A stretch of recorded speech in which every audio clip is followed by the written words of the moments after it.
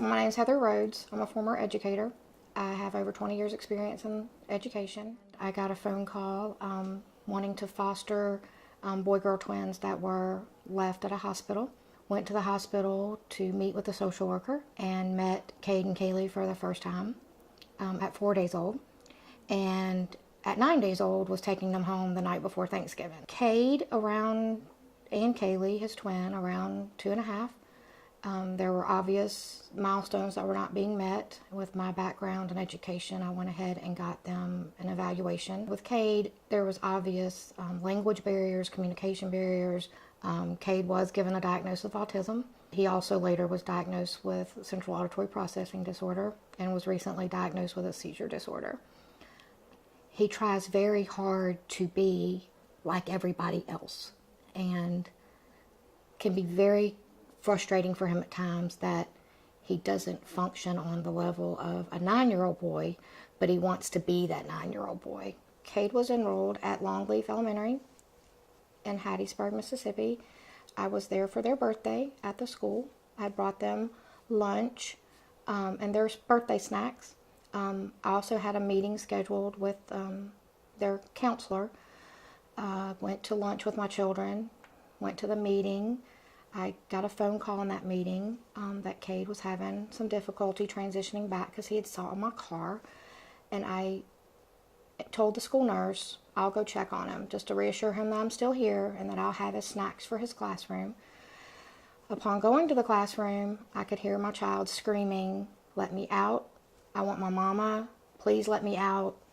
And I entered the room. The teacher had him forcibly restrained inside this box with her foot on the bottom and her hand on the top where he could not get out on his own. He did not want to be in there.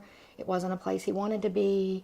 It was obviously not calming him in any way or helping him self-manage his behaviors. He was very escalated, was banging his head against the floor, hitting himself in the head, screaming. I asked the teacher to back up twice. On the second time, I was able to get inside the box with him and try to convince him that everything was okay, that I was right there. This is Mama, I'm here. It took what I tend to think was forever, but it was probably just a couple of minutes. When he realized it was me inside there with him, he looked up. His face was beet red, even though he's got a beautiful brown skin tone. He was red-faced, his crying, very upset. He realized it was me and he just wrapped himself around me like a little koala bear. If he would have went to school and told his teacher, "When I'm bad, my mama puts me in this box and makes me stay in there. I don't like it," there would have been no question asked. I would have immediately been arrested. My children would have went back to foster care. I couldn't have gotten away with it as a parent. I think there's going to always be an issue in the public school system until there's legislation in place that school districts have protocol, mandates, policies, procedures, something in place that these school districts are held accountable to how you deal with special needs children in escalated behaviors and or in general in the classroom.